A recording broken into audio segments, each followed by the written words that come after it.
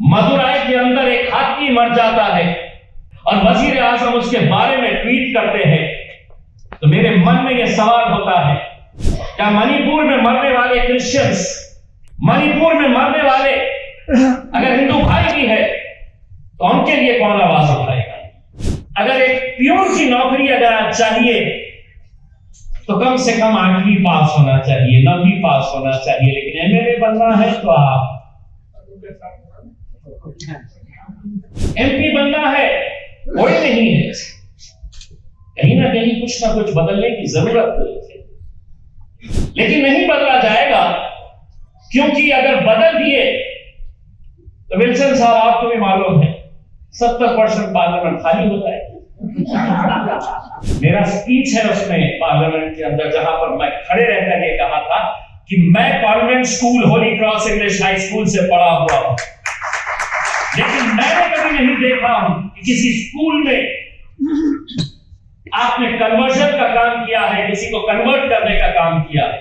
लेकिन बिल लाया गया सिर्फ इसी मकसद, इसी इरादे से, स्कूल्स को कैसे हम परेशान किया जाए, क्रिश्चियन कम्युनिटी को कैसा परेशान किया जाए। मुसलमानों का जिक्र होगा तो हम कहां से शुरू करें और कहां खत्म करें?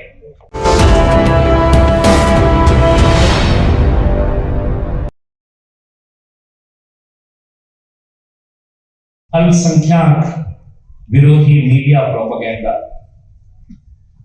जो लोग मुझे जानते हैं, सिर्फ मैं एक मेंबर ऑफ पार्लियामेंट की हैसियत से आप मुझे पहचानते हैं। मैं आपको मेरा एक तारुफ ये भी कराना चाहता हूं, मैं 24 साल पत्रकार था।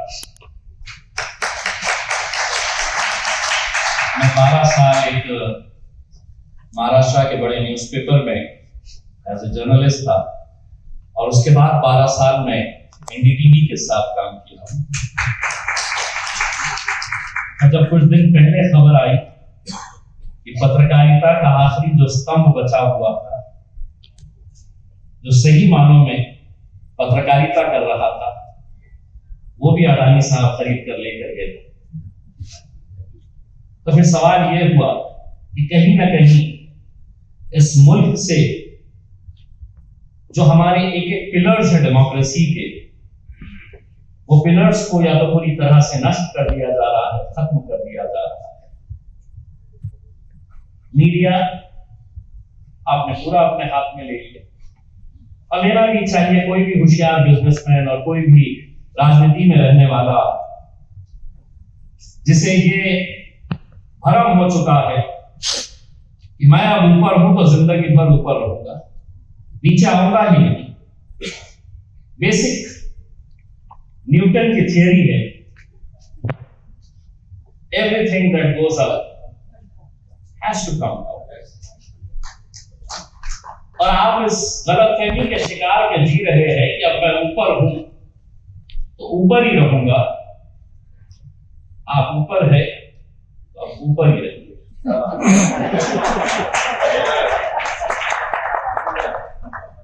मैं किसी का नाम नहीं ले रहा हूं, इसलिए नहीं ले रहा हूं, आप वैसे भी बहुत मोहब्बत करते हैं। मीडिया गया, और कल जो हमारे पिलर्स हैं, एग्जीक्यूटिव 12,000 करोड़ रुपए की कल पार्लियामेंट बिल्डिंग का इनॉग्रेशन होने जा रहा है। 12,000 करोड़, जिसके अंदर मैं और विल्सन साहब इस उम्मीद से जाने वाले हैं कि हम वहां पर बैठेंगे, चर्चा करेंगे, देश के जो मुद्दे हैं वहां पर आवाज उठाएंगे। क्यों बनाया गया है? जब तुम्हें खुद पार्लियामेंट नहीं चलने देना है, जब तुम्हें खुद पार्लियामेंट के अंदर किसी को बिठाना नहीं है, हमको बुलाना है, हाउस एडजर्न करना है, घर पे जाना है, हम आते हैं। अब तो ऐसा लगता है कि हम चर्चा करने के लिए नहीं आते। पार्लियामेंट के अंदर कोई मेंबर आता है और साइन कर देता है, पार्लियामेंट चलो या ना चलो, 2,000 रुपये मिलते हैं। यानी कि हम 4 दिन अगर आ जाए, सिर्फ साइन करके चले जाए, 8,000 रुपये। इस मुल्क के अंदर आज ऐसे कितने कर्मचारी हैं कॉन्ट्रैक्ट बेसिस के ऊपर जो महीना काम करते हैं और उन्हें 8,000 रुपये मिलते हैं। कल आप देखेंगे इस पार्लियामेंट बिल्डिंग का इनॉग्रेशन, कानून क्या कहता है, नियम क्या कहता है, कौन सुप्रीम है, ये मुझे किसी को बताने की जरूरत नहीं है। कस्टोडियन ऑफ द पार्लियामेंट, जो मालिक है, जिसके इशारे के ऊपर पूरा पार्लियामेंट चलता है, पूरी लोकसभा चलती है, वो स्पीकर है। मैं वजीर आजम हूं, मैं पंत प्रधान हूं, मैं आऊंगा और अपनी मर्जी के हिसाब से बोलूंगा, नहीं होता है जब तक आपको स्पीकर इजाजत नहीं देता है। आप खुद फैसला कर लेंगे कि मैं जाऊंगा, मैं करूंगा। कल आप देखिएगा कि कितने कैमरेज लगाए जाने वाले हैं, सबको दूर रखा जाएगा, कोई नहीं आना मेरे करीब। ये बातें मुझे इसलिए बताना जरूरी है कि आज इस देश के अंदर जो चल रहा है, किसी ने अपनी तकरीर के अंदर यह कहा कि जिनसे हम उम्मीदें करते हैं, जो पार्टीज माइनॉरिटीज के बारे में बात करती है, नहीं सर, हर जात का, हर धर्म का, हर मजहब का एमपी सत्ताधारी पक्ष के अंदर भी बैठा है। और वो उस मुकाम के ऊपर अगर गए हैं तो उनके समाज की वजह से गए हैं। और अगर वहां जाकर तुम अपने समाज को भूल जाओगे, तुम्हारे समाज के ऊपर हो रही जुल्म ज्यादतियों को भूल जाओगे, कौन आवाज उठाएगा? वजीर आजम मेरे भी है, प्राइम मिनिस्टर मेरे भी है, लेकिन मदुराई के अंदर एक हाथी मर जाता है, किसी एक मंदिर का हाथी मर जाता है और वजीर आजम उसके बारे में ट्वीट करते हैं, तो मेरे मन में यह सवाल होता है, क्या मणिपुर में मरने वाले क्रिश्चियंस, मणिपुर में मरने वाले अगर हिंदू भाई भी है तो उनके लिए कौन आवाज उठाएगा? तुम हाथी के लिए ट्वीट कर रहे हो, लेकिन एक लफ्ज बोलने के लिए तैयार नहीं है। कहीं ना कहीं कुछ ना कुछ गलत हो रहा है। और वो क्यों हो रहा है, बहुत ज्यादा सोचने की जरूरत नहीं है। ये जो है, हम बटे हुए हैं, हम बटे हुए हैं। अरे एक बार एक ताकत बनकर खड़े तो रहो, एक बार बनकर खड़े रहो। एमपी बनना कोई आसान बात नहीं है, जिंदगी लगा देते हैं लोग। मेरे शहर से पिछले 20 सालों से लगातार शिवसेना का एमपी आता था। हम सोचते कि हम तो शिवसेना को वोट नहीं देते, हम तो कांग्रेस को देते, हम तो एनसीपी को देते, सो कॉल्ड सेक्युलर पार्टी से जीत कर आती है शिवसेना। एक दिन हमने कहा कि चलो यार, एक बार अपनी ताकत आजमाते हैं कि कितना है करके। मैं उतर रहा हूं मैदान के अंदर, ये समझ जाओ कि तुम्हारा वोट बेकार जाने वाला है, डालो तो सही, ऐसा डाले सीधा पार्लियामेंट के अंदर भी डालिए। ये अगर हम सब कर पाए, देखिए डेमोक्रेसी के नाम के ऊपर, लोकतंत्र के नाम के ऊपर सारा पावर जो है वो कहां है? आप क्या समझते हैं? अब्दुल रहमान साहब मानेंगे मेरी इस बात को, बिहार से आते हैं। मुझे मालूम है कि एक आईपीएस, एक आईएएस ऑफिसर बनने के लिए कितनी मेहनत और मशक्कत करनी पड़ती है, कितनी मेहनतें करने के बाद आईएएस और आईपीएस ऑफिसर बनता है। लेकिन उनका बॉस वो अनपढ़ भी रह सकता है, वो अनपढ़ भी रह सकता है, क्योंकि अगर एक प्यून की नौकरी अगर आप चाहिए तो कम से कम 8वीं पास होना चाहिए, 9वीं पास होना चाहिए। लेकिन एमएलए बनना है तो आप एमपी बनना है, कोई नहीं है। कहीं ना कहीं कुछ ना कुछ बदलने की जरूरत है, लेकिन नहीं बदला जाएगा, क्योंकि अगर बदल दिए तो विल्सन साहब आपको भी मालूम है 70% पार्लियामेंट खाली हो जाएगी।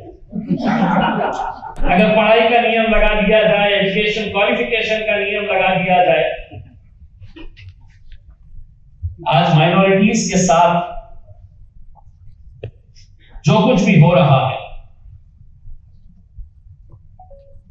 बिशप साहब, जब पार्लियामेंट के अंदर फॉरेन कंट्रीब्यूशन का बिल आया गया था कि हम फॉरेन कंट्रीब्यूशन जो आ रहे हैं, तो उस वक्त मंत्री ने खड़े रहकर यह कहा था कि ये जो पैसा लाया जा रहा है, इसका पूरा मकसद जो था वो आज पिछले कई सालों से, 70 सालों से, 75 सालों से इस देश के अंदर, अगर इस देश को पढ़ाने का किसी ने काम किया है तो वो कॉन्वेंट स्कूल्स क्रिश्चियन लोगों ने किया। लेकिन उस वक्त ये कहा गया कि नहीं, वो पैसा आ रहा है तो उसका इस्तेमाल जो है वो कन्वर्जन के लिए किया जा रहा है, कन्वर्ट करने के लिए ये पैसे का इस्तेमाल किया जा रहा है। ये मिनिस्टर कहता है, मेरा स्पीच है उसमें पार्लियामेंट के अंदर, जहां पर मैं खड़े रहकर ये कहा था कि मैं convent school Holi cross English high school से पढ़ा हुआ हूं, लेकिन मैंने कभी नहीं देखा हूं कि किसी स्कूल में आपने कन्वर्जन का काम किया है, किसी को कन्वर्ट करने का काम किया है। लेकिन बिल लाया गया सिर्फ इसी मकसद, इसी इरादे से कि कॉन्वेंट स्कूल्स को कैसे हम परेशान किया जाए, क्रिश्चियन कम्युनिटी को कैसा परेशान किया जाए। मैं खुद अपने शहर के अंदर देखता हूं, जितने अच्छे स्कूल्स हैं वो सब कॉन्वेंट स्कूल्स हैं, क्रिश्चियन मिशनरीज चला रहे हैं, लेकिन उनको टारगेट किया जाए।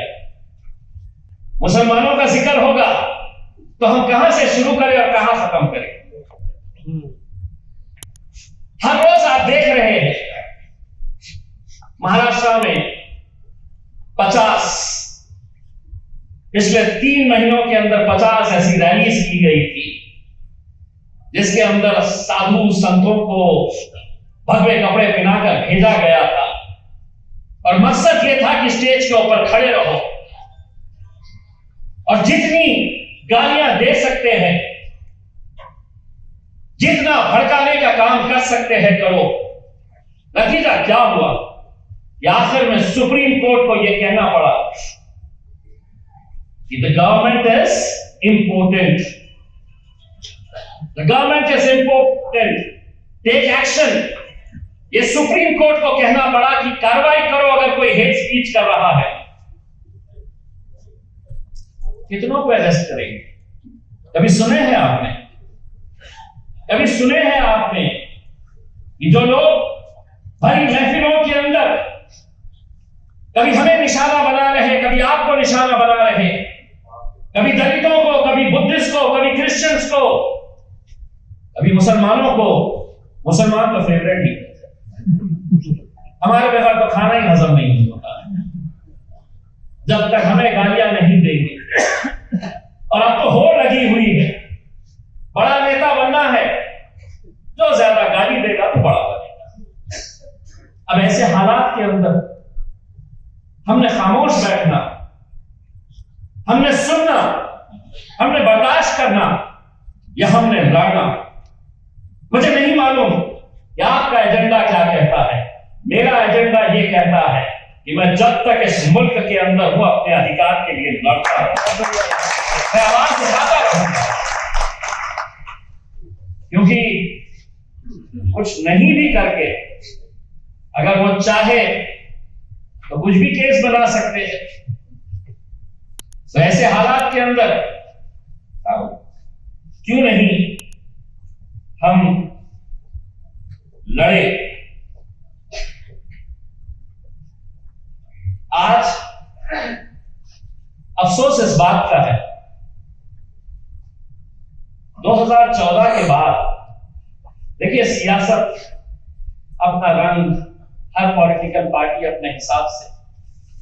मैं एक बात बहुत ही संजीदगी के साथ ये कहना चाहता हूं और बड़े दिल से ये कहना चाहता हूं कि कभी ना कभी तो ये सरकार हटेगी, कभी ना कभी तो ये जुल्म और सितम के जो बादल हैं वो छटेंगे। एक दौर था जब निचला तबका जो था, जो अनएजुकेटेड लोग थे,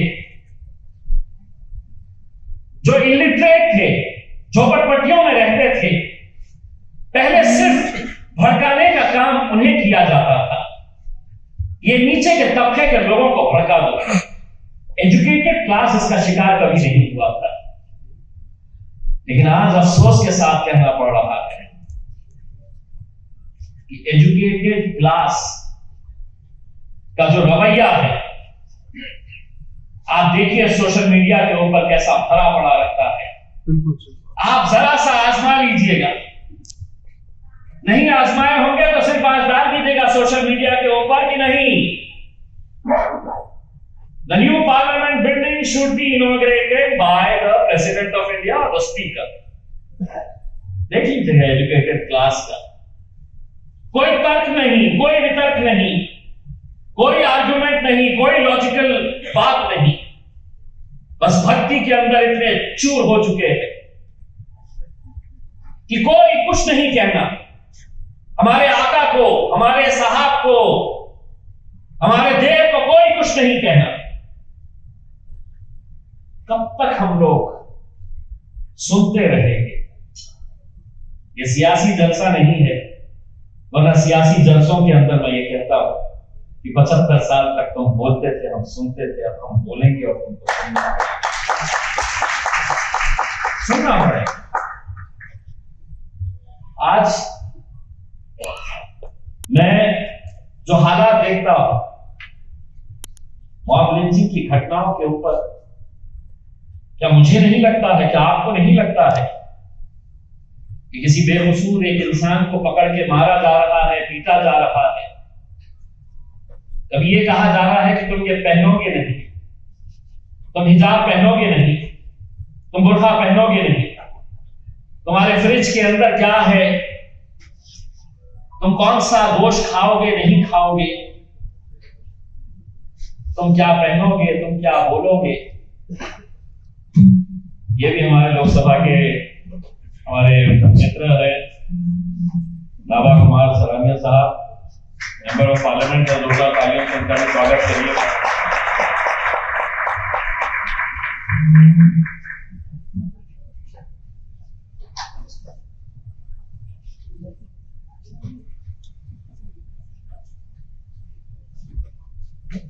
तो आज आपके हर चीज के ऊपर रोक लगाई जा रही है।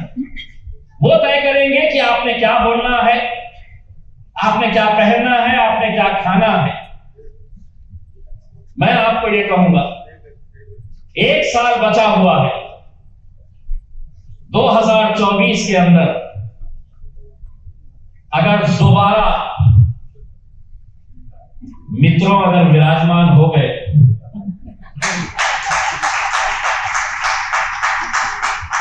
तो समझ लेना कि लोकतंत्र, डेमोक्रेसी, ये शब्द इतिहास का एक हिस्सा हो जाएंगे, इतिहास का हिस्सा हो जाएंगे। ये संविधान को बचाने की बात कर रहे हैं, इस संविधान की बात कर रहे हैं। हर रोज ये संविधान की धज्जियां उड़ा रहे हैं और हम ये कहते हैं कि अगर 75 सालों के अंदर इस मुल्क ने तरक्की की है, अगर हम भाईचारगी की तरह रहे हैं, आपकी जात अलग, आपका धर्म अलग, आपका मजहब अलग, लेकिन हम सब एक भारतीय बनकर रहे हैं, तो सिर्फ संविधान की वजह से। लेकिन आज लड़ाओ क्रिश्चियंस को हिंदुओं से, हिंदुओं को मुसलमानों से, मुसलमानों को बुद्धिस्ट से, मराठाओं को इनसे उनसे, यही काम, यही एजेंडा चल रहा है। लोग खुशियां जब मना रहे थे कि कर्नाटक हार गए, ये शुरुआत हुई, मुझे चिंता सताने लगी। और यकीन मानिए, इसके ऊपर आपको भी गौर करना। जब दिखाने के लिए कुछ रहता नहीं है कि हम ये अच्छा काम किए हैं, तो सबसे आसान हथियार होता है दंगे करवाना, हिंदू मुसलमानों को लड़ाना। यही एजेंडा का हिस्सा बन जाता है। और मुझे ये डर, ये खौफ सताता है कि कहीं ऐसा ना हो जाए कि 2024 की लालच के अंदर न जाने कितने और बेकसूरों की लाशों को गिराया जाए, कितने शहरों के अंदर दंगे भड़काए जाए। राहुल डंबाले साहब ने मेरे बारे में कहा, रामनवमी की एक रात पहले मेरे शहर में एक इलाके में दंगा हुआ, जहां रामनवमी के मौके पे राम मंदिर के ऊपर हमला किया गया। रात के 1:30 बजे जब मुझे यह खबर मिली, मैं खुद उतरा वहां पर। मैंने बहुत कोशिश की किसी तरीके से उसको कंट्रोल करूं, लेकिन जब मेरे से भी कंट्रोल नहीं हुआ तो मैं उस मंदिर के सामने जाकर खड़ा हो गया और मैंने ये कहा कि कुछ भी हो जाए, कितने मरते हैं, कितने जीते हैं, लेकिन मंदिर को हाथ नहीं लगाने दूंगा। क्योंकि मुझे मालूम था एक मंदिर पे ये निशाना होता, दूसरे दिन कितने मस्जिदों को निशाना बनाया जाता। और आज महाराष्ट्र के मुख्यमंत्री हो, चीफ मिनिस्टर हो, डिप्टी चीफ मिनिस्टर हो, होम मिनिस्टर हो, डायरेक्टर जनरल ऑफ पुलिस हो, एक मेंबर ऑफ पार्लियामेंट उनको पत्र लिखकर ये कहता है कि इसकी इंक्वायरी कराइए। एक हाईकोर्ट के जज से, एक रिटायर्ड हाईकोर्ट जज से आप इंक्वायरी कराइए, कोई जवाब नहीं आता है। मजबूरन एक मेंबर ऑफ पार्लियामेंट अपने वजीर आजम, अपने प्राइम मिनिस्टर को लेटर लिखता है, अपने देश के होम मिनिस्टर को लेटर लिखता है, अमित शाह साहब को, कि आप इसकी इंक्वायरी कराइए। मोदी जी का एक जवाब आता है, मुझे एक लाइन का है, आपका पत्र मिला मुझे, आपका पत्र मिला मुझे, ये जवाब मिलता है। मैं उनसे ये कहना चाहता हूं, मैंने आपकी खैर खैरियत तो पूछा नहीं, आपकी तबीयत कैसी है, कैसा प्रचार चल रहा है, आपका सब ठीक ठाक चल रहा है, बढ़िया। मैंने आपसे एक दंगे की जांच की मांग की जिसमें 2 लोगों की जान गई, और जब सरकार खामोश बैठती है तो क्यों मैं ये नहीं कहूं कि ये दंगा कराने के अंदर तुम्हारा ही हाथ था। वरना कराओ, अगर है हिम्मत तो कराओ। मैं बताऊंगा कि कैसा पुलिस की गाड़ियों को रोका गया था वहां पे पहुंचने से, कैसा फायर ब्रिगेड की गाड़ियों को रोका गया था वहां पहुंचने। सब एविडेंस है, जानते हैं। इसके चक्कर में पड़ो मैं 24 साल पत्रकार था, पुराना हिसाब किताब निकाल देगा तो अपनी बात लग जाएगी, उसकी खामोशी। हालात तो ये हो गए हैं दयाल साहब कि जुल्म के सारे हुनर अब हम पर ही आजमाए जाते हैं। जुल्म भी हम ही सहते हैं और जालिम भी हम ही कहलाए जाते हैं। ये आज ऐसे हालात से हम गुजर रहे हैं।